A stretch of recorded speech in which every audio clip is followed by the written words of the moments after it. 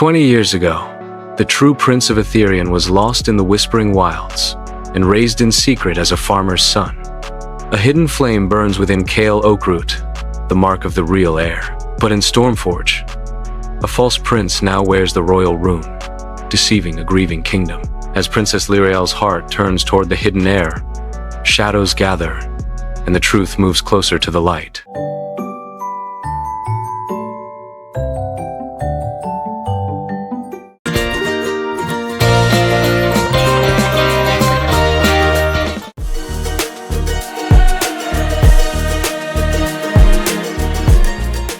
Crystalhaven had never looked more radiant, nor more vulnerable. The grand summit between Sylvandar and Aetherion was held in the palace's open-air amphitheater, a vast bowl of white marble carved into the side of a waterfall cliff. Water cascaded in shimmering curtains behind the dais, mist rising like breath from the stone. Banners of both kingdoms hung side by side, Sylvandar's green and silver leaves intertwined with Aetherion's crimson and gold flame rune. Nature's spirits drifted through the air in greater numbers than usual, their tiny lights pulsing in uneasy rhythm, as though sensing the weight of what was about to unfold.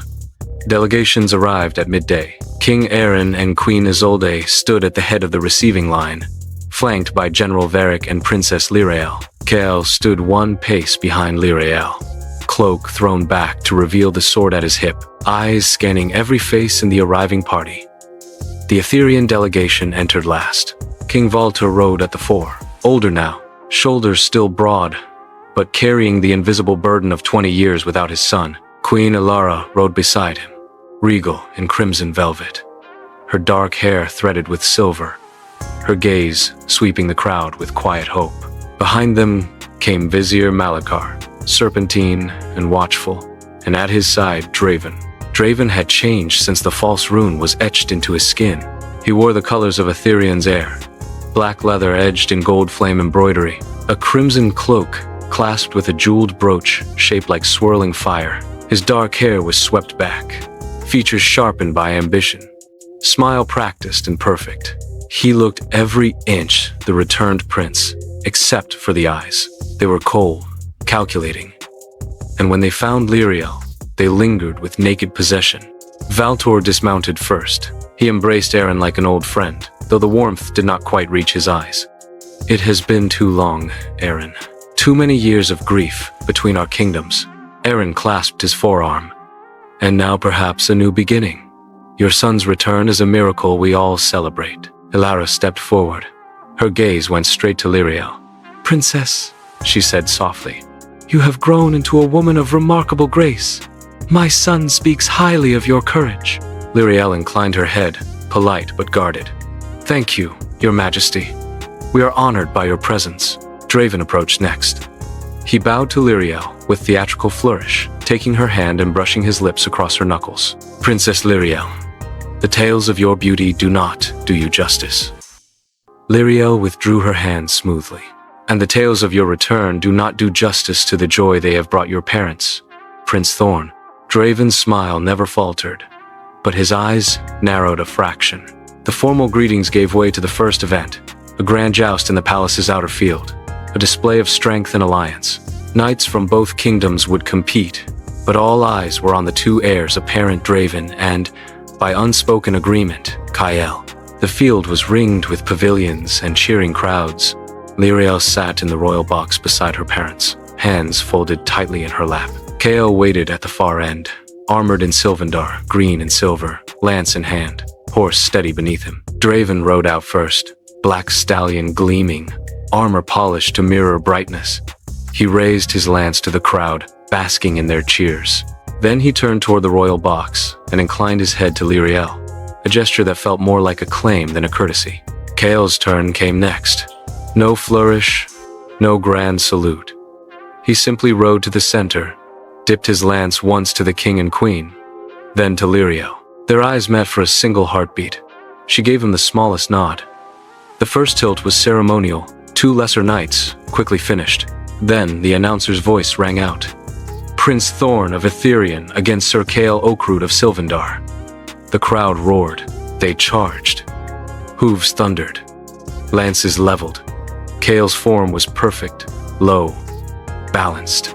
Eyes locked on Draven's shield. Draven rode with arrogance, lance tipped slightly high. They met with a crack like breaking timber. Kael's lance struck true, catching Draven's shield dead center. Wood splintered. Draven rocked back in the saddle, nearly unseated. His horse staggered.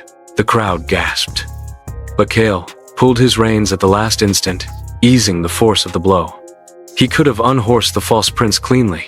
Instead, he circled back, lance still intact, expression unreadable. Draven recovered, face flushed with anger masked as gracious surprise. He saluted Kael mockingly before riding off the field. In the royal box, Lirael leaned toward Kael's empty seat, whispering to the empty air as though he could hear her. He smiles like a wolf, wearing silk. That evening, after the feast, the palace quieted. Delegates retired to guest wings. Servants dimmed the lanterns. Kael escorted Lirael through the upper gardens, where moonlight turned the waterfalls to silver and the air smelled of night-blooming jasmine. They stopped in a hidden alcove half concealed by cascading vines. No guards here, no eyes. Only the soft rush of water and the beating of two hearts that had begun to speak a language neither could yet admit. Lirael leaned against the stone wall, arms folded as though to hold herself together. If only fate weren't so cruel, she said quietly.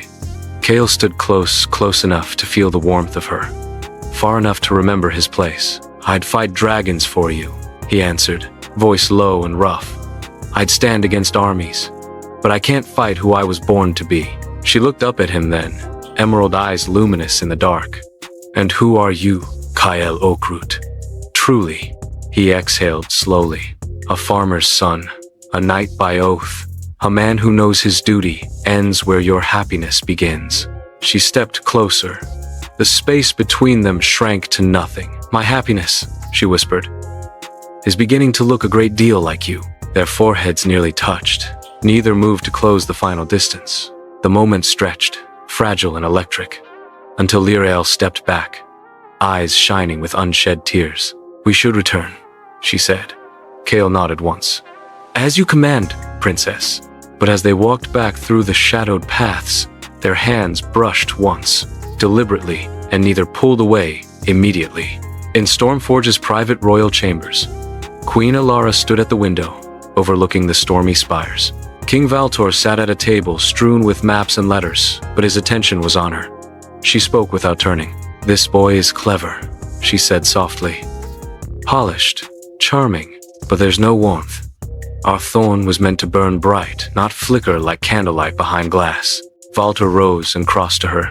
He rested his hands on her shoulders. He has been gone 20 years, Alara. Whatever he endured, it would change any man. She turned, searching his face. Do you truly believe it is him? Valtor hesitated. The rune is perfect. The stories align.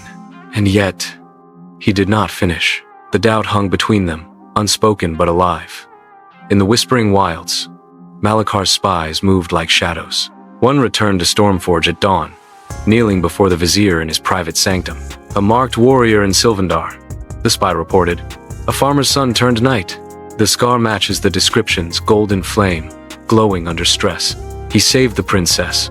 He jousted against Draven and nearly unseated him. Malakar's fingers tightened on the arms of his chair.